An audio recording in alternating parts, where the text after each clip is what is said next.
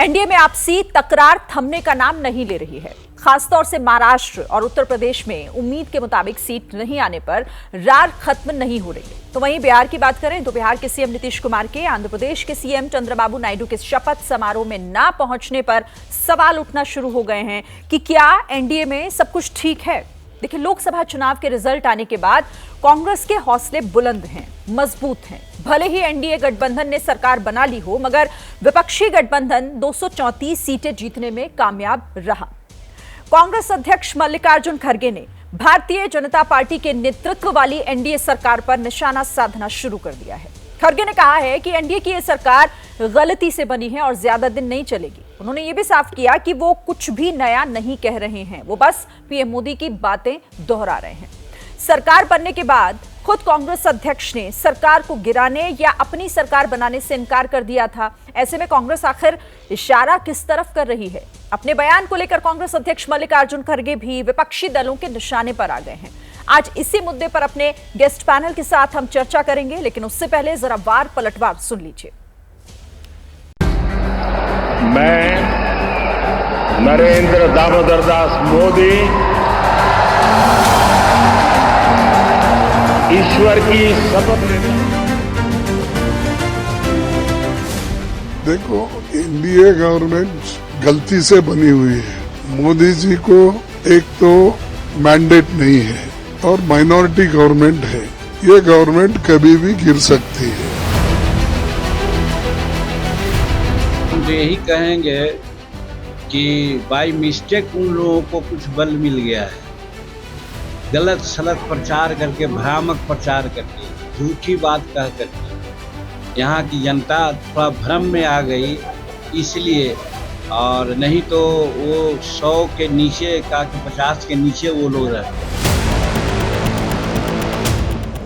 चुनाव में जनादेश नहीं मिला, 99 का चक्कर लगा हुआ है।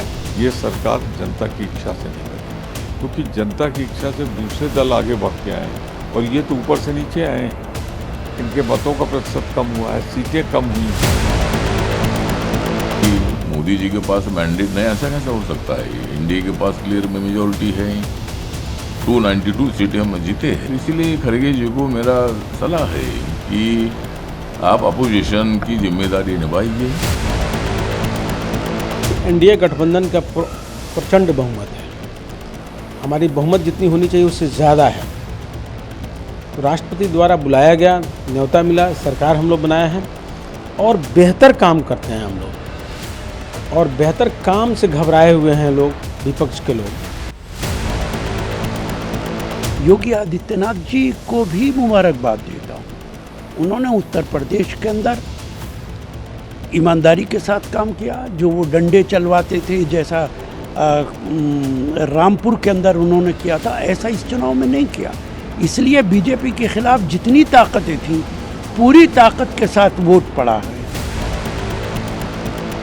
जैसे ही केजरीवाल ने कहा कि योगी आदित्यनाथ मुख्यमंत्री पद से हटा दिए जाएंगे, योगी आदित्यनाथ ने कंट्राडिक्ट नहीं किया। उनकी कम्युनिटी के लोगों ने भारतीय जनता पार्टी को वोट ही नहीं दिया।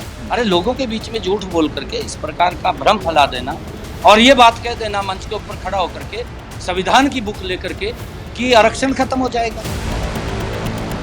राहुल गांधी से ये कहना है, एक तो वो खुद 100 भी अपनी जगह नहीं ला पाए, और जितनी इंडी अघाड़ी उन्होंने बनाई थी, उस पूरी अघाड़ी ने जितने उनके कुल सीटें आई है, उससे कहीं ज्यादा सिर्फ भाजपा की सीट आई है। एनडीए भी 290 के आगे हम हैं। आपने झूठ बोल के वोट किया है महिलाओं का, मेरी बहनों को झूठ बोला है।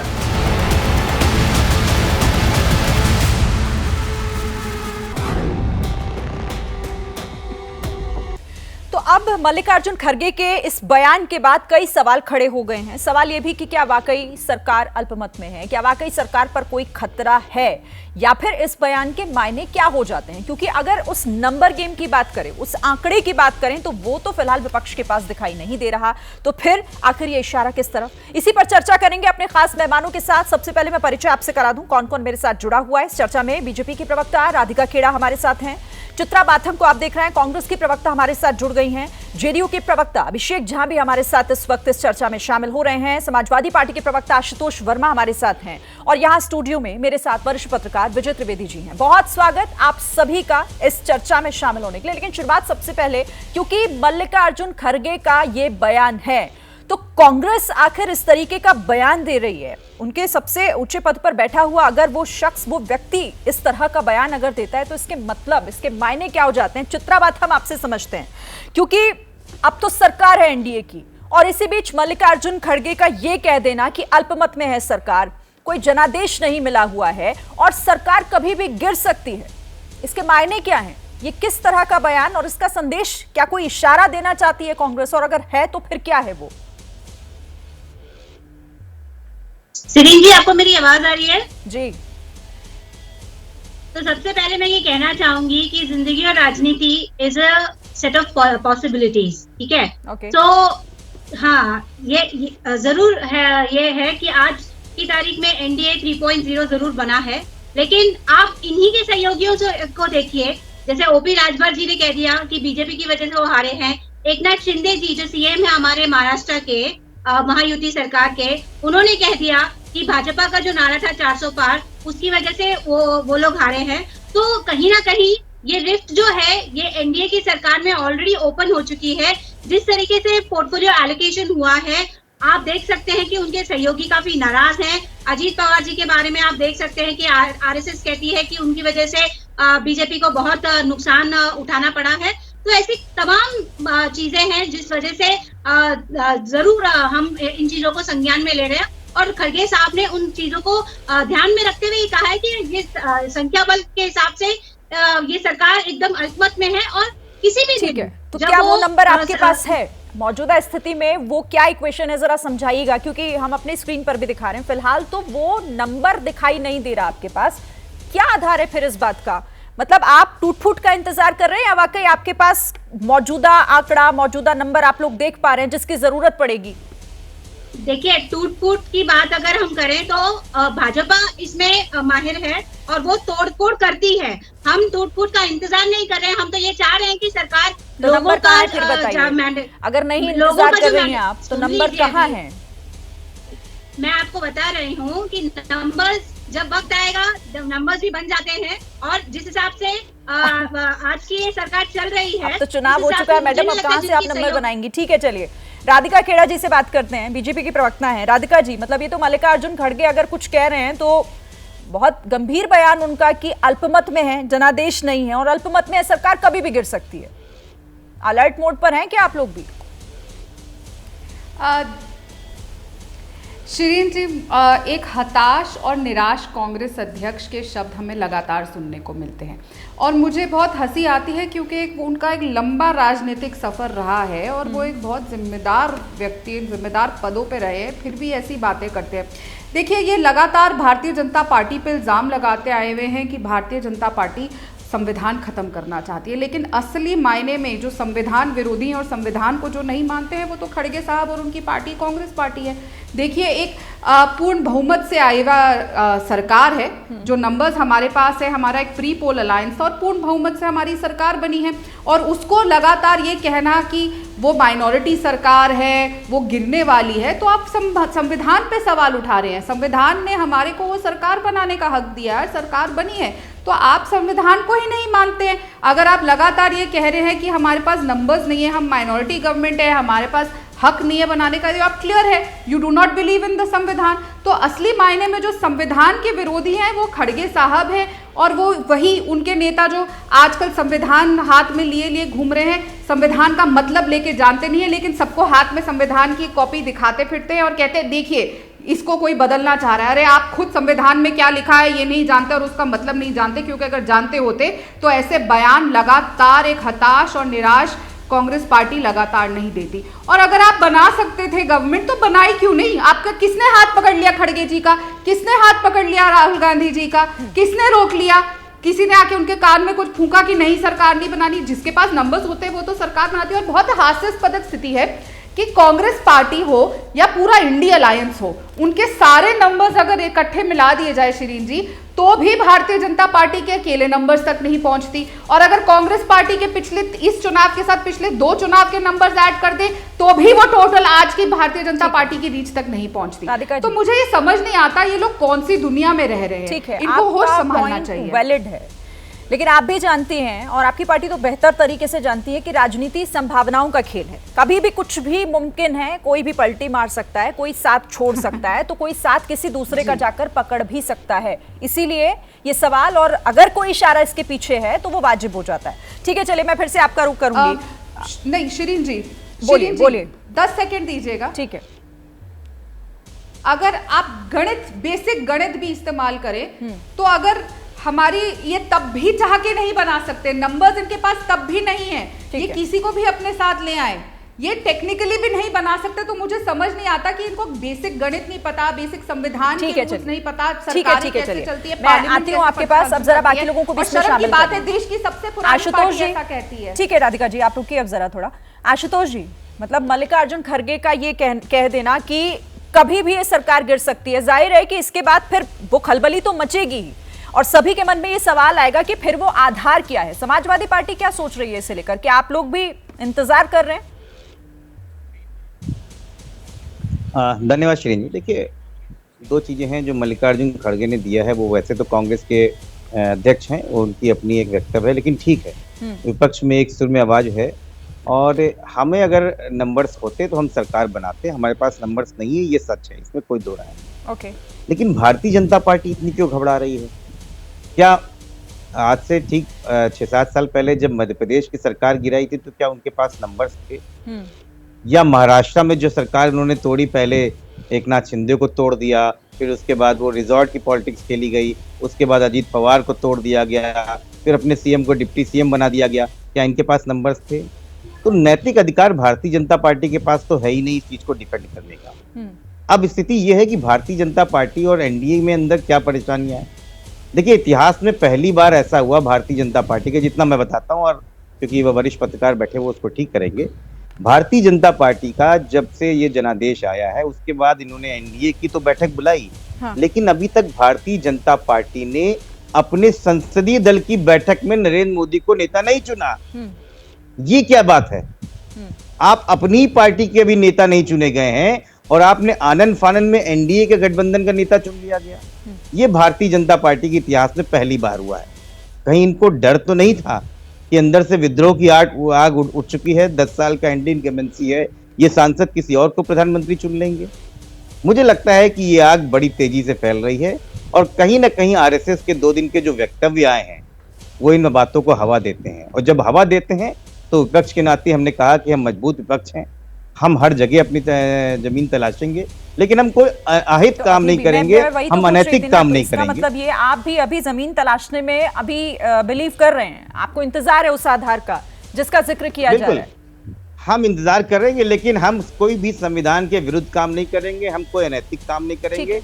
ये अगर सरकार बनाने या चलाने में जरा भी गड़बड़ होंगे हम दावा ठोक देंगे। क्योंकि वो नंबर किस तरीके से जुगाड़ा जाएगा, वो क्या वो आप लोगों का फॉर्मूला होगा, मैं उस पर भी बात करूंगी। लेकिन पहले विजय जी और अभिषेक जी भी हमारे साथ रहेगा, एक कमेंट में उनका भी ले लूंगा। अभिषेक जी, आपके साथ आते हुए, क्योंकि अब ये तो फिर चिंता का विषय उन सहयोगी दलों के लिए, सबके लिए है जो एनडीए में इस वक्त शामिल हैं, कि अगर ऐसा होता है तो फिर तो संभावनाएं आगे कुछ भी बन सकती है। ये तो राजनीति है, कुछ भी संभव है इसमें।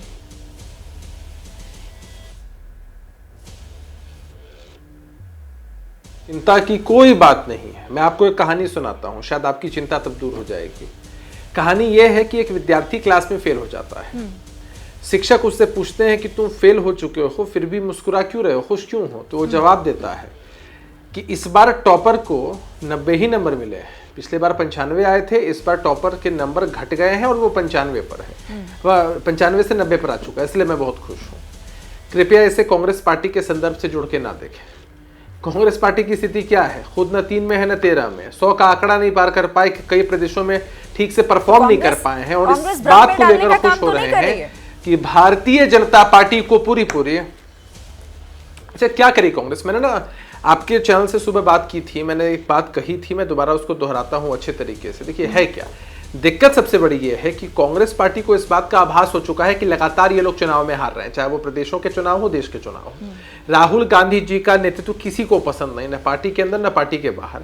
खड़गे साहब क्या कर सकते हैं, उनकी तो अपनी एक लॉयल्टी है, भाई पार्टी के अध्यक्ष हैं। तो खड़गे साहब इस तरह के बयान क्यों देते हैं, उसका मूल कारण यह है कि वो चाहते हैं कि उनके कार्यकर्ता नेता पार्टी छोड़कर भाग न जाए। अपने कार्यकर्ताओं नेताओं के मनोबल को बनाए रखने के लिए, बरकरार रखने के लिए खड़गे साहब इस तरह के सब्ज़बाग दिखाते रहते हैं कि शायद सरकार बदल जाएगी, शायद समन्वय नहीं रहेगा एनडीए में। तो एनडीए को ऐसी किसी भी बात की कोई चिंता नहीं है। हम जानते हैं कि देश की जनता ने हमारे प्री पोल अलायंस को एक पूर्ण बहुमत दिया है और इस पूर्ण बहुमत के हिसाब से सरकार बनी है, मजबूती से सरकार विकास के एजेंडे पर काम करेगी।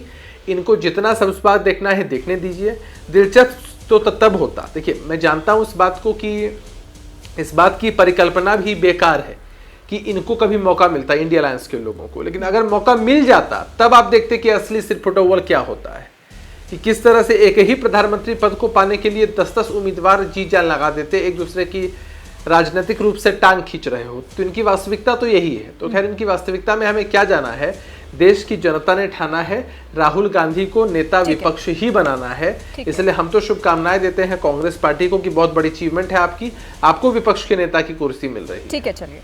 लेकिन इस उठापटक की अगर आप बात कर रहे हैं तो वो तो फिर कहीं कहीं आपके गठबंधन में भी देखने को मिल रही है, चाहे महाराष्ट्र की बात कर ले या फिर नायडू के वहां अगर नीतीश कुमार नहीं पहुंचते हैं शपथ ग्रहण में तो फिर सवाल वहां से भी खड़ा हो रहा था। बहरहाल उस पर आगे बात करेंगे। विजय जी, आपको क्या लग रहा है इस बयान के और इस मौके पर सरकार बन गई, बंटवारा भी हो चुका है सभी मंत्रालयों का, ऐसे समय पर अगर खड़गे ये बयान देते हैं तो इसके कोई मायने, कोई संदेश कुछ समझ रहे हैं आप सर?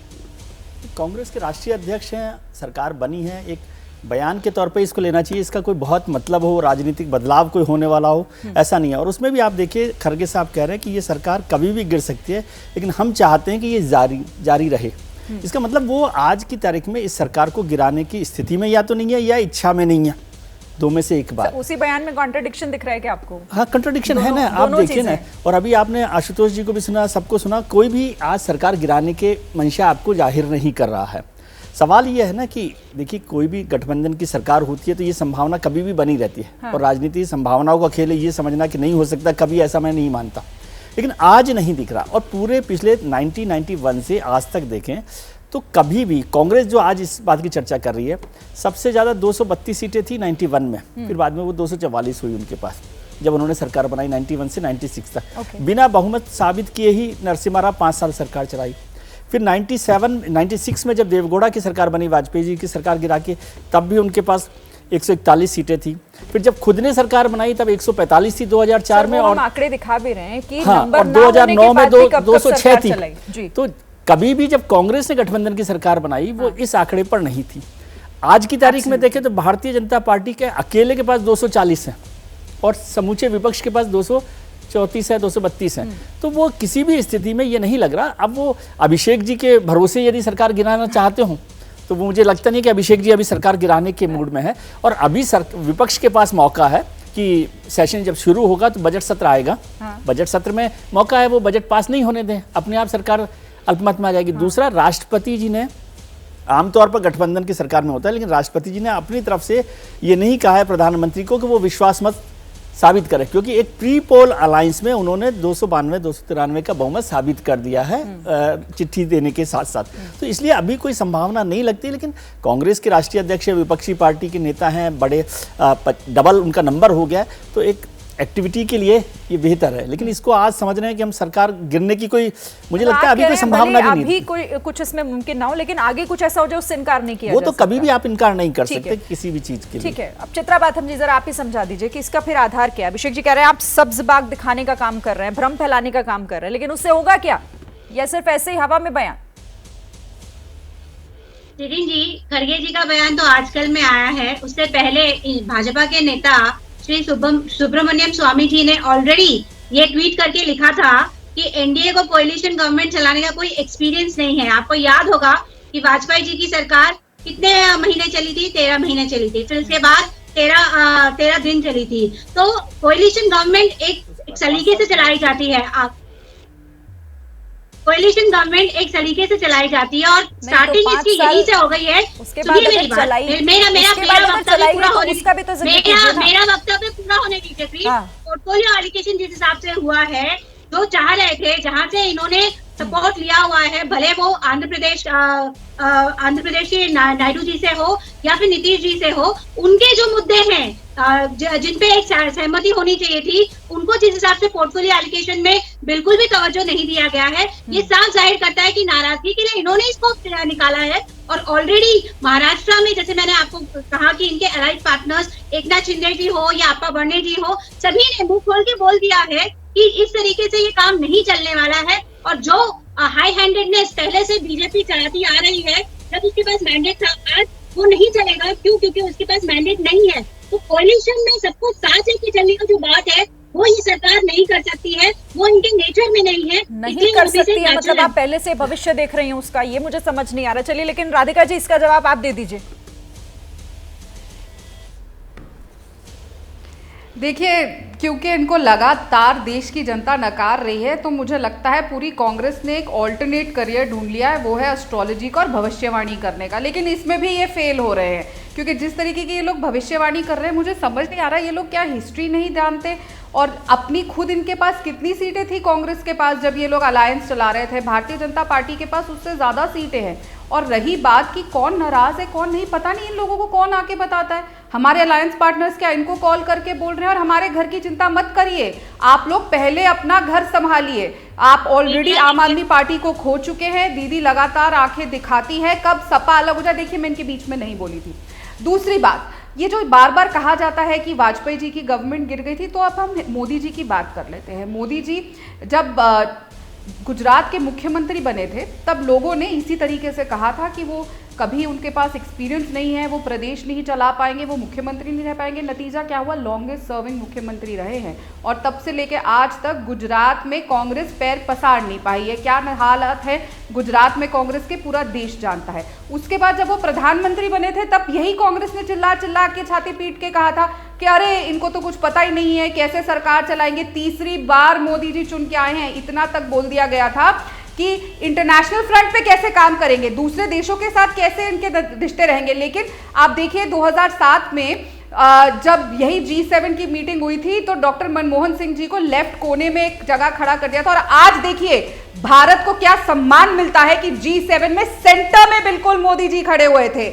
जो उनको सम्मान मिल रहा है, पूरे विश्व में जो भारत का डंका बज रहा है, वो मोदी जी ने जिस तरीके से किया है वो सबके सामने है। ठीक है। तो आप बोल रहे हैं कि हम सरकार नहीं चला पाएंगे, और बहुत अच्छी बात है, आप लोग ऐसे चैलेंजेस देते रहिए और मोदी जी आप लोगों को हमेशा ऐसे जवाब देते रहेंगे और भारतीय जनता पार्टी देती रहेगी ऐसे जवाब। आप लोगों ने देश के हालात क्या कर दिए थे, वो G7 की फोटो ने 2007 में डॉक्टर मनमोहन सिंह को एक लेफ्ट कॉर्नर में जो खड़ा किया था, और आज पूरे विश्व में हमारे देश की क्या वाहवाही हो रही है और हमारी सरकार फिर चलेगी और फिर एक बार आप गलत प्रूव होंगे। ठीक है, चलिए इस पर आगे भी हम बात करेंगे। तो देखिए, देश में एक बार फिर से मोदी सरकार है और एनडीए की सरकार इस वक्त देश में चल रही है। लेकिन इसी बीच मल्लिकार्जुन खड़गे का एक बयान जो कई सवाल खड़े कर देता है कि क्या वाकई सरकार पर कोई खतरा है, कोई आंच दिखाई दे रही है या फिर इसका आधार है क्या, यही समझने की कोशिश हम इस चर्चा में कर रहे हैं। और आशुतोष जी, अब आपके पास आते हुए, मान लिया जाए कि चलिए कुनबा जुड़ भी गया, आप लोगों ने किसी भी तरीके से संभावनाएं तलाश ली, वो कुनबा जोड़ भी लिया, फिर भी इस बात में कितना दम नजर आ रहा है? और महत्वपूर्ण ये भी है कि ये बल मिल कहां से रहा है, ये ऊर्जा मिल कहां से रही है? अगर आप लोगों को कोई उम्मीद की रोशनी दिख भी रही है, तो कोई तो जगह होगी, कोई वजह तो होगी इसके पीछे। नहीं श्री, देखिए कुनबा जोड़ने की बात नहीं। जब गाड़ी बिल्कुल नई नई खरीदी जाती है और पहले ही किलोमीटर में उसमें हचके आने लगने हैं, उसमें आवाजें आने लगती हैं, तो समझ में आता है कि पीस डिफेक्टिव हो चुका है। मैं तो कुछ नहीं कह रहा हूँ। जैसे ही इन्होंने कैबिनेट का एलोकेशन किया, और आप जानते हैं मोदी जी का स्टाइल कैसा रहा है, वो चाहे वो गुजरात में रहे हो, चाहे 10 साल यहाँ पे रहे हो, वो कोएलिशन गवर्नमेंट नहीं चलाते, उनका एटीट्यूड दूसरा है। उन्होंने बिना पूछे मंत्रालय दिया, जिसकी वजह हुई एनसीपी ने मंत्रालय लेने से मना कर दिया।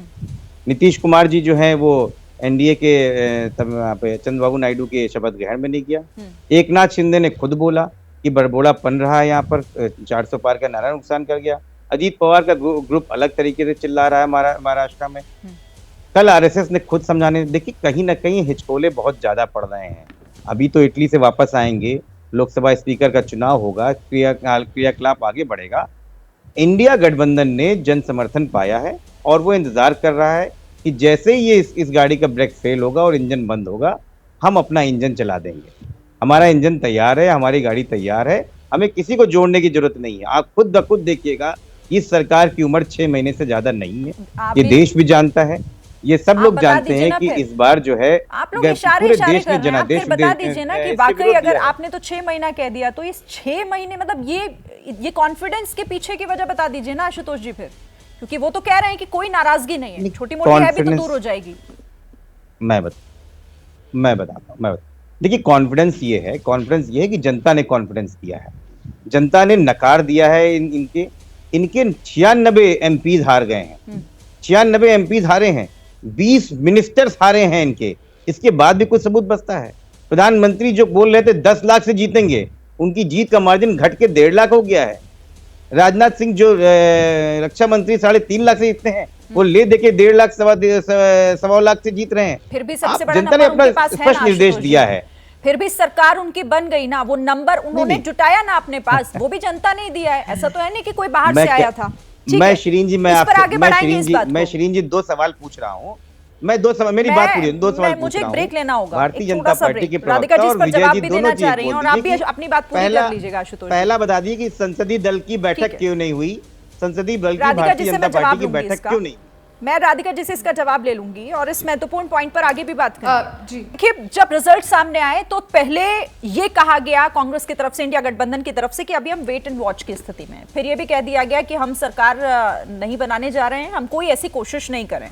सरकार अब बन चुकी है, लेकिन अब फिर इस तरीके की बयानबाजी जो ये इशारा करती है कि इसका आधार क्या है और वाकई वो बल आखिर कहां से मिलता है इस तरीके की बयानबाजी का, जिसके बाद इतना बड़ा दावा कर दिया जाता है। और अब राधिका जी आप जवाब दीजिएगा और इस सवाल के साथ, क्योंकि इससे पहले ब्रेक से पहले आशुतोष जी ने बड़ी बात ये कहते हुए कह दी कि 6 महीने की सरकार है बस। आप देखिए इसे। देखिए आशुतोष जी 2 चीज़ें कह रहे हैं। एक, वो लगातार कह रहे हैं कि हमारे संसदीय दल की बैठक नहीं हुई, किसने नाम कैसे हो गया। तो मैं उनको बता दूं, आधा अधूरा ज्ञान बहुत हानिकारक होता है आशुतोष जी।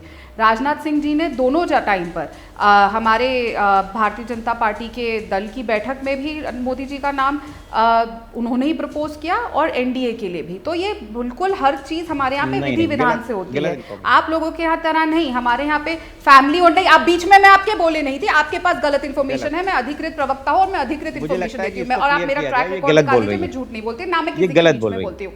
आशुतोष जी, मैं बिल्कुल, आप क्लियर करिए, मैं बिल्कुल ठीक कर रही हूँ। राजनाथ सिंह जी ने दोनों नाम इकट्ठे प्रस्तावित किए, दोनों चीज के लिए। हमारे बीजेपी दल के अध्यक्ष की भारतीय जनता पार्टी की बैठक नहीं हुई है 2024 आप लोग झूठ और भ्रम पहना। देखिए, इसको आप क्लियर कीजिए। इस तरीके की डिबेट, आई एम सॉरी, देखिए आप उधर भी नहीं, उधर भी ठीक से डिफेंड नहीं कर पा रही, इधर भी नहीं कर पा रही। पूरा पक्ष का सुन लीजिए, मैं आपको काउंटर का मौका दूंगी। ओके, ये तरीका नहीं है।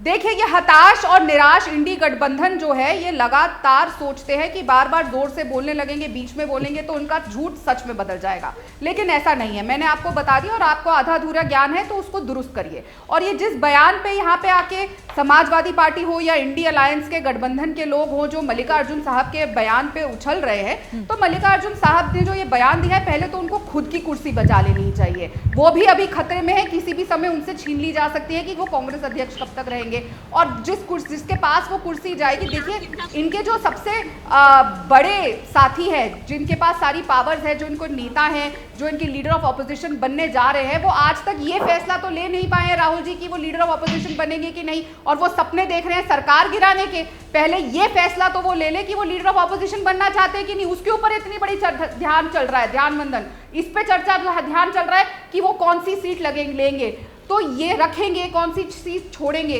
जो एक चीज के ऊपर अपना मत नहीं बना सकते, जो एक चीज के ऊपर खड़े नहीं हो सकते, डिसीजन नहीं ले सकते, वो बात कर रहे हैं कि सरकार गिरेगी। लेकिन एक बात तो तय है कि Bharatiya Janata party NDA alliance की सरकार नहीं गिर रही, लेकिन जो गिरने वाली है वो 6 महीने से कम में इंडिया अलायंस गिरने वाला है, क्योंकि आपस में इनके झगड़े चालू हो जाएंगे। ये तय नहीं कर पा रहे हैं किसने लीडर ऑफ ऑपोजिशन बनना है। लीडर ऑफ ऑपोजिशन का जिसके पास, जैसे मैंने कहा, जिनके पास प्रपोजल है वो खुद ही नहीं तय कर पा रहे हैं। तो ये जो कंफ्यूजन में रह रहे हैं, आशुतोष जी, आपने उंगली सामने वाले की तरफ उठाई थी कि 6 महीने, ये 6 महीने पलटकर आपकी तरफ आ गए। राधिका जी कह रही हैं 6 महीने इंतजार कीजिए, टूट इधर नहीं टूट उधर होगी, बिखर जाएगा इंडिया अलायंस।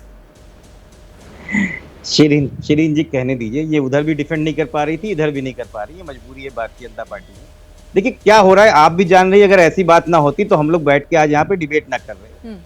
आज से कल में जो 3 दिन से जब से सरकार बनी है तब से कहाँ लड़ाई हो रही है, चाहे वो आरएसएस हो, चाहे एनडीए के घटक दल हो, एनसीपी हो, शिवसेना हो, या कहीं भी हो, कहीं ना कहीं इन्हीं के अंदर परेशानी है। हम तो शांत से बैठे हुए हैं, हमारे जो जनादेश मिला है हम उसका इंतजार कर रहे हैं। हम इनको ये बताना चाहते हैं कि आपकी जो लड़खड़ाती हुई सरकार है, जो बैसाखियों पे चलने वाली सरकार है, बहुत दिन तक नहीं चल सकती है। आप खुद नहीं बता पाएंगे कि क्या कर रहे हैं। एक तरफ आप जो है धर्म के खिलाफ जो है खड़े हुए थे कि आप आरक्षण नहीं देंगे, उधर चंद्रबाबू नायडू ने कल ही बोल दिया आरक्षण क्या करना है। उन्होंने बोल दिया हम राजधानी नहीं बदलने देंगे, चंद्रबाबू नायडू ने आते ही बता दिया कि अमरावती में राजधानी हो। आप नहीं कर सकते। जेडीयू ने साफ साफ बोल दिया अग्निवीर जो है उस पे योजना पे फिर से बात होगी। और जिस जाति जनगणना को लेके नीतीश कुमार जी फिर से आए थे, बेहतर होगा। आप लोगों ने तो भविष्यवाणी ये भी की थी कि रिजल्ट आएगा और इंडिया गठबंधन आ रहा है और एनडीए जा रहा है। नहीं हुआ ना, ये गलत हो गई भविष्यवाणी। शिरीन जी, एनडीए नहीं आया, एनडीए बैसाखियों पे सरकार चला रहा है। इसकी उम्र हद से हद 6 महीने है। और ये खुद देखें, भारतीय जनता पार्टी के संसदीय दल 2024 की बैठक नहीं हुई है। मुझे दुख है कि प्रवक्ताओं को ये पता नहीं है। ठीक है, चलिए अभिषेक जी इस पर अब आप जवाब दीजिएगा, क्योंकि ये कहा जा रहा है विपक्ष की तरफ से और आशुतोष जी ने भी वही कहा है कि बैसाखियों पर सरकार चल रही है, कब तक संभाल पाएंगे देखना होगा। राधिका जी आऊंगी उसके बाद आपके पास। हंसी आती है इनकी बातों को सुनकर, यानी बहुत हंसी आती है इनकी बातों को सुनकर। जब चुनाव के नतीजे नहीं आए थे तब इनका दावा था कि इनकी पूर्ण बहुमत की सरकार बन रही है। जब एनडीए को पूर्ण बहुमत आया तब इन्होंने कहा कि नीतीश जी, नायडू जी का समर्थन नहीं मिलेगा, सरकार नहीं बन पाएगी। समर्थन भी मिल जाता है, मोदी जी नेता भी चुने जाते हैं। उसके बाद ये कहते हैं कि मंत्रिमंडल के बस विस्तार में पेच फंसेगा और इस वजह से सरकार नहीं चल पाएगी। वहाँ भी कुछ नहीं होता है, अनकंडीशनल सपोर्ट मिलता है, एक मजबूत और सशक्त सरकार बनती है। तो अब इनके पास क्या विकल्प बच गया है? ए नहीं हुआ तो बी, बी नहीं हुआ तो सी, सी नहीं हुआ तो डी, डी नहीं हुआ तो ई। हम कह रहे हैं कि आप एफ हैं, फेल हो चुके हैं एफ से, और इस बात को आपको एक्सेप्ट करना चाहिए। और एक सकारात्मक विपक्ष की भूमिका यदि निभा रहे होते तो ठीक होता। सत्ता नहीं मिल पाई है, लेकिन सत्ता विलाप इनका अभी तक बंद नहीं हुआ है। ये दर्शाने के लिए काफ़ी है कि इनकी टॉप प्रायोरिटी में यही था कि कैसे भी ये सत्ता तक पहुंच जाए। देश की जनता ने इनको नकार दिया है, इस बात को एक्सेप्ट करने में इनको बड़ी समस्या हो रही है, दर्द हो रहा है। लेकिन वास्तविकता यही है कि आज की तारीख में पूर्ण बहुमत एनडीए के पास है, आगे भी रहेगा, एक मजबूत सरकार रहेगी। तो अभिषेक जी, और 6 महीने का इंतजार नहीं करें, तो इनसे कहेंगे अगले 5 वर्षों का इंतजार अगर नहीं पहुंचे शपथ ग्रहण में उस तरफ, तो ये तो सवाल फिर खड़े करता है ना, वो कहीं ना कहीं से तो फिर गाये बगाए इस तरह की चर्चा होगी। ये मौका नहीं तो और क्या। बेसलेस बातें हैं। नीतीश जी अगर नहीं पहुंच पाए, बहुत सारी चीजों के कारण होते हैं। पहले ये चिल्ला रहे थे कि इनको इतने मंत्री मिलेंगे, नहीं मिलेंगे, दिक्कत होगी। ये कह रहे थे कि बहुत सारे इश्यूज रेज किए गए जेडीयू की तरफ से, उन इश्यूज को भारतीय जनता पार्टी ने सॉल्व नहीं किया, ये समर्थन नहीं देंगे। देखिए, इन सभी चीजों का सरकार बनने, सरकार के चलने और सरकार के आगे तक टिकने से कोई संबंध नहीं है। हमने समर्थन दे दिया है, अनकंडीशनल सपोर्ट दिया है, हम मजबूती से 5 साल सरकार चलाएंगे। अब ये एंटिसिपेट करते रहे जो भी एंटिसिपेट करना है। ठीक है, चलिए विजय जी, हमने शुरुआत तो की थी कि ये मल्लिकार्जुन खड़गे का बयान किधर दिखाई दे रहा है, कि वाकई सरकार पर कोई संकट है। लेकिन इस बहस के बाद तो अब ये भी खड़ा हो गया सवाल कि टूट पहले किस में होगी, इंडिया गठबंधन में ही ना हो जाए कहीं, जैसा इस बात को लेकर लगातार बीजेपी कह भी रही है। देखिए, ये सवाल वैसा कि वैसा, ये फिर तो आशुतोष जी कहेंगे कि एनडीए में क्यों नहीं टूट होगी, लेकिन किसी में भी टूट हो सकती है। और मैं समझ रहा हूँ कि अगले 6 महीने अपना अपना कुनबा संभालने का वक्त है, इंडिया गठबंधन को भी और एनडीए गठबंधन को भी। इंडिया गठबंधन की मुझे ज़्यादा चिंता है कि वो, क्योंकि सरकार चाहेगी कि भाई इसका बहुमत और बढ़ जाए और वो उस पर हो जाए। राधिका जी ने जितनी बातें कांग्रेस के लिए कही तो मैं उसको कंट्राडिक्ट नहीं कर सकता, उनका अपना अनुभव बहुत रहा है कांग्रेस में, वो अलग बात है। लेकिन आशुतोष जी ने एक बात सही कही, राधिका जी ने भी वो बात ठीक की। आशुतोष जी ने जो कहा, भारतीय जनता पार्टी की संसदीय दल की बैठक नहीं हुई और संसदीय दल का नेता अलग से नहीं चुना गया। लेकिन ये भी सच है कि जब राजनाथ सिंह जी ने प्रस्ताव रखा तो उसमें उन्होंने कहा कि भारतीय जनता पार्टी के संसदीय दल के नेता के तौर पर, एनडीए के संसदीय दल के नेता के तौर पर उनका चयन किया गया, और उस समय सभी भारतीय जनता पार्टी के सांसद और नेता भी वहाँ पर मौजूद थे। इसलिए औपचारिक तौर पर आप ये नहीं कह सकते कि उस बैठक में भारतीय जनता पार्टी का नेता उन्हें नहीं चुना गया। लेकिन मुश्किल क्या है कि इस बात को समझिए कि जो चिंता हो रही है कि मंत्रिमंडल की बात, अब आप सोचिए डेमोक्रेसी जो है ना, वो रोडवेज की बस नहीं है कि आपने रुमाल रख दिया तो सीट आपकी हो गई। ये नंबर गेम से चलता है। जेडीयू को जितनी सीटें दी गई मंत्रिमंडल में या टीडीपी को दी गई, तो आप टीडीपी को देखिए, टीडीपी ने सरकार बनाई, वहाँ पर बीजेपी को 1 मंत्री पद मिला है क्योंकि उनके 8 एमएलए। अब वहाँ पर भी तो आप लड़ाई लड़ सकते हैं ना। और जेडीयू टीडीपी को अभी अपनी राज्य सरकारें चलानी है, इसलिए वो केंद्र की सरकार को छोड़कर जाने की संभावना मुझे बहुत कम लगती है। और बाकी जो दल हैं वो तो वैसे ही बीजेपी के सहारे जीत कर आए हैं, बीजेपी के सहारे बैठे हुए हैं। एक बात और मैं साफ करूं कि एनडीए में जब बीजेपी को 282 सीटें मिली 2014 में, और उसके बाद 2019 में 303 सीट मिली, लेकिन मोदी सरकार में जेडीयू मतलब जो सहयोगी दल थे उनके भी मंत्री थे स्पष्ट बहुमत के बाद भी। तो इसलिए ये कहना कि एनडीए की सरकार वो बिना बहुमत के नहीं, वो तो बहुमत के साथ भी एनडीए के साथ चले हैं। और वाजपेयी जी ने तो 99 से 2004 तक, शायद चित्रा जी को याद नहीं होगा, 5 साल पूरे बहुमत के साथ सरकार चलाई है। और मनमोहन सिंह जी ने भी 10 साल सरकार चलाई है, जबकि दोनों समय कांग्रेस का बहुमत भारतीय जनता पार्टी से बहुत कम था। तो इसलिए ये समझना कि गठबंधन की सरकार है तो कल गिरेगी, ये नहीं है। लेकिन अस्थिरता का एक भाव जो है वो बना रहता है। ठीक है चित्रा जी, इस पर आप जवाब दे दीजिए, फिर आशुतोष जी आपके पास आती हूँ, कुछ कहना चाह रहे हैं आप, लेकिन पहले चित्रा बात है। मैं आशुतोष जी की बात को सेकंड करना चाहूंगी कि बीजेपी संसदीय दल का नेता चुना नहीं गया था। ये बात उन्हीं के नेता ट्विटर पे बार बार कह रहे हैं, लेकिन शायद उनके प्रवक्ता इस बात को ध्यान नहीं दे रहे हैं। सेकंड, मैं आपको ये बोलना चाहूंगी कि शुरुआत कहाँ से हुई। जो पोर्टफोलियो एलोकेशन हुआ है, नाराजगी वहीं से स्टार्ट हुई है। नीतीश जी और नायडू जी, ये दोनों ने, पहले तो मुझे ये बताइए, ये इन्फॉर्मेशन आपके पास कहाँ से आ रही है? कोई आधार, मतलब कोई आपको बता रहा है उनके दल से, उनके गठबंधन से, आपको ये जानकारियां कहाँ से मिल रही हैं? हेलो चित्रा जी, आपको मेरी आवाज आ रही है तो मुझे बताइएगा कि आपको ये इन्फॉर्मेशन मिल कहाँ से रही है? उनका गठबंधन, लेकिन सारी जानकारी आपके पास है, कौन नाराज है, कौन किसको फोन कर रहा है। ये कोई सीक्रेट नहीं है, इट्स एन ओपन सीक्रेट। ये सभी लोग बहुत अच्छी तरीके से, ये पहले की सरकार की तरह नहीं है कि मोदी जी के ऑटोक्रेटिक रूल की वजह से लोग मुंह बंद करके अंदर ही अंदर बोलेंगे। नहीं, आज वो खुल के मीडिया के सामने आके बोल रहे हैं। तो ओपी राजभर जी से लेके एकनाथ शिंदे जी से लेके अजित पवार जी से लेके आरएसएस तक के लोगों ने उनको बता दिया है कि राम जी ने उनको उसकी औकात दिखा दी है। तो मेरा ये कहना है कि अगर नंबर्स की बात है तो नंबर्स डेफिनेटली आज ये माइनॉरिटी में है, क्योंकि खड़गे जी ने कहा है, जैसे इसलिए माइनॉरिटी में है क्योंकि इनके सपोर्टिंग जो लोग हैं वो बहुत टाइम तक इनके साथ नहीं रह पाएंगे, क्योंकि इनके मुद्दों की जो राजनीति है उसको आगे नहीं चला पाएंगे। लेकिन बिहार में आने वाली ये बातें ऐसे हवा में नहीं कह सकते। आप बताइए, ठीक है, आप बताइए मुझे कि कैसे, मतलब कोई छोड़ के निकलने के लिए तैयार है एनडीए गठबंधन में से? किसी का भी अगर ऐसा कोई बयान हो सामने तो फिर आपकी बात यहाँ वाजिब हो जाएगी। मैं वही बता रही हूँ आपको, अपनी भी योजना हो, के ऊपर भी नीतीश जी और चिराग पासवान जी दोनों ने कहा था कि कुछ रोलबैक करना पड़ेगा। तो कास्ट सेंसस की बात हो, जिसपे बीजेपी बिल्कुल भी टच से बस नहीं होना चाहती है, तो ये कहीं ना कहीं सिचुएशन होने ही वाली है। तो विधानसभा में जाने से पहले क्या ये क्रेडिबल लीडर्स अपनी क्रेडिबिलिटी बचाने के लिए कोई ठोस कदम नहीं उठाएंगे? क्या ये संशय नहीं होता है? तो डेफिनेटली उसी डाउट के ऊपर हम ये बोल सकते हैं कि सरकार आज की तरह आज कॉन्फिडेंस में नहीं है। कॉन्फिडेंस में नहीं है सरकार। राधिका जी, हालांकि वो ये सही जवाब इसका नहीं दे पा रही हैं चित्रा बाथम जी की, मतलब ये इन्फॉर्मेशन उनके पास कहां से है, लेकिन हाँ वो ये जरूर कह रही हैं कि हो सकता है आने वाले समय में ऐसा हो सकता है। उनकी संभावनाएं दरअसल यहां से निकल रही हैं, यहां से उन्हें उम्मीदें जग रही हैं।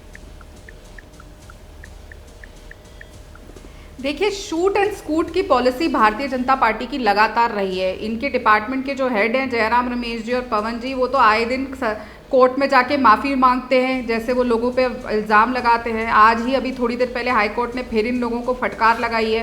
तो इन लोगों की आप पॉलिसी ये है, लोगों पे झूठे इल्जाम लगाओ, भ्रम फैलाओ, फिर कोर्ट में जाके माफी मांगो। लेकिन खैर, यहाँ पे लगातार बार बार एक ही बात चर्चा हो रही है कि मोदी जी को लीडर नहीं चुना। अरे पहले कांग्रेस को अपना इतिहास पढ़ के आना चाहिए कि 1984 में जब राजीव गांधी जी को प्रधानमंत्री बनाया था तो सीपीबी की मीटिंग नहीं हुई थी। 2 लोगों ने प्लेन में बैठ के ये तय कर लिया था कि राजीव गांधी जी प्रधानमंत्री बनेंगे, क्योंकि उनको राजनीति करनी थी लोगों के सेंटिमेंट्स के ऊपर। किसी से चर्चा नहीं करी गई थी, जो सीपीबी के अलग मेंबर्स थे उनसे उसके बाद भी नहीं बात करी गई और राजीव गांधी जी को मुख्य प्रधानमंत्री बना दिया गया था। खैर, अब वापस आते हैं। मैं बार बार लगातार बहुत जिम्मेदारी से ये बात कह रही हूँ, राजनाथ सिंह जी ने मोदी जी का नाम as leader of BJP and NDA दोनों प्रपोज किया था, दोनों पे सहमति हुई थी। तो ये सब कुछ क्लियर है, हम बिना सहमति के काम नहीं करते। हमारी family run, family own private property नहीं है, हमारी एक पूरा परिवार है जो साथ मिलकर चलता है। हर rule of the book follow किया जाता है। कांग्रेस और समाजवादी पार्टी की तरह नहीं, जहां पे एक ही आदमी को सब कुछ दे दिया जाता है, एक ही परिवार को, जैसे 1984 में बिना सीपीबी की बैठक के दिया गया। तीसरी बात, यहाँ पे लगातार जो कहा जाता है कि यहाँ पे भारतीय कांग्रेस की प्रवक्ता कह रही हैं लगातार मोदी जी को कि ऑटोक्रेटिक है। अरे आप लोग लगातार देश की जनता को गाली देते हैं हर बार जब आप मोदी जी को ऑटोक्रेटिक कहते हैं, क्योंकि देश की जनता ने तीसरी बार रिकॉर्ड टर्म दिया है मोदी जी को और आप लोगों को अभी भी 100 नहीं पार करने दिया है। You need to smell the coffee beans and wake up, Chitra ji. Reality ये है कि आप लोगों को लगातार देश नकार रहा है और मोदी जी को तीसरी बार एक रिकॉर्ड है। आप लोगों को चुभन ही इस बात की है कि G7 में किस तरीके से पूरे विश्व में देश का डंका बजा। देखिए चित्रा जी, मैं आपके बीच में नहीं बोली, देखिए गलत बात है। खिसियानी बिल्ली खम्मा नोचने वाले हालात मत बनाइए अपने। मैं जब बोलती हूँ ये लोग बीच में बोलते हैं क्योंकि इनसे सच बर्दाश्त नहीं हो रहा। इनसे बर्दाश्त नहीं हो रहा कि देश का नाम, देश का डंका कैसे विश्व के पटल पे बज रहा है। इनसे ये बर्दाश्त नहीं हो रहा कि नेहरू परिवार, गांधी परिवार के अलावा कोई और कैसे विश्व भर में, देश भर में एक लोकप्रिय नेता हो सकता है। कैसे कोई रिकॉर्ड तोड़ सकता है नेहरू जी का, कैसे कोई 3 बार नॉन गांधी प्राइम मिनिस्टर बन सकता है। ये चाहते हैं हर रिकॉर्ड, हर जगह नाम इन्हीं का हो। ऐसा नहीं होता। देश आपको लगातार नकार रहा है। आप लोग ये तक नहीं तय कर पा रहे हैं कि आपने वायनाड रखना है कि रायबरेली रखना है। आपके नेता ये नहीं तय कर पा रहे हैं कि उनको लीडर ऑफ ऑपोजिशन बनना है कि नहीं। खड़गे जी की कुर्सी खतरे में, पहले अपना घर संभालिए, फिर देश के बारे में और मोदी जी के बारे में चर्चा करिए। ठीक है, चलिए, आप कह रही हैं कि ये जितने भी आरोप हैं दरअसल ये भ्रम की स्थिति पैदा करने की कोशिश की जा रही है। आशुतोष जी, इसका जवाब दीजिए। सिर्फ भ्रम फैलाना है या वाकई कुछ इसमें आधार भी है? देखिए, मजबूरी है भारतीय जनता पार्टी की। मैंने कहा कि भारतीय जनता पार्टी के प्रवक्ताओं को पढ़ा नहीं होता और ये नई प्रवक्ता है इसलिए इनको भी नहीं पता था। जब से भारतीय जनता पार्टी बनी है पिछले 45 साल में विजय जी बैठे हुए हैं, क्योंकि उन्होंने लंबे समय तक भारतीय जनता पार्टी को कवर किया है। वो बता दें, आज तक कभी भी कोई भी चुनाव हुआ हो, चाहे वो भारतीय जनता पार्टी जीती हो या हारी हो, उसके संसदीय दल की नेता का पूरी बैठक होती है सेपरेट तरीके से, चाहे वो एनडीए का हो चाहे ना हो। उसमें लीडर ऑफ अपोजिशन या लीडर ऑफ हाउस चुना जाता है। उसके बाद, क्योंकि ये सबको पता था कि 2024 में इस बार जनता ने नकार दिया है, तो इसकी पॉसिबिलिटी बहुत ज़्यादा थी कि प्रधानमंत्री मोदी को चुना ना जाए। खैर, उसकी बात है। मैं इस बता रहा हूँ विजय जी से कि एनडीए की चिंता मत कीजिए, क्योंकि इंडिया की चिंता मत कीजिए, क्योंकि इंडिया वो गठबंधन है जब आपको याद है, चाहे वो विश्वनाथ प्रताप सिंह की सरकार गिरी हो, उसके बाद चंद्रशेखर जी की सरकार बनी हो, चाहे कुमार गुजराल की बनी हो या एच डी देवगौड़ा, उसने अपना बहुमत सिद्ध करके दिखाया है। लेकिन याद कीजिए, एनडीए या भारतीय जनता पार्टी वो सरकार है जहां 1 वोट से सरकार गिरी है। तो जब बहुमत सिद्ध करना पड़ता है तो एनडीए के पक्ष में लोग नहीं आते और आप इसके गवाह रहे हैं। तो लोग जानते हैं कि किसको है और जनादेश किसको मिला है, ये भी सेंटिमेंट सब जानते हैं। रही बात कुछ लोग जो बात कर रहे हैं, मैं उनसे पूछना चाहता हूँ, जाति जनगणना आपने शुरू करी इस देश में, आपने उसका महत्व बताया। आज क्या आप जाति जनगणना करवा पाएंगे? क्या उसका महत्व प्रधानमंत्री मोदी को बता पाएंगे? क्या बिहार को स्पेशल स्टेटस दिलवा पाएंगे? क्या स्पेशल पैकेज वो 10 लाख, 20 लाख करोड़, 40 लाख करोड़, और वो व्यक्ति जिसने खुद कहा हो कि मर जाऊंगा मैं भारतीय जनता पार्टी के पास नहीं जाऊंगा, आज उसकी नैतिक स्थिति क्या है वो हमको बता रहे हैं कि सब कुछ ठीक कर दिया। जिनकी तरफ कर रहे हैं उनसे जवाब ले लो। स्थिति क्या है? ठीक है, अभिषेक जी जल्दी से।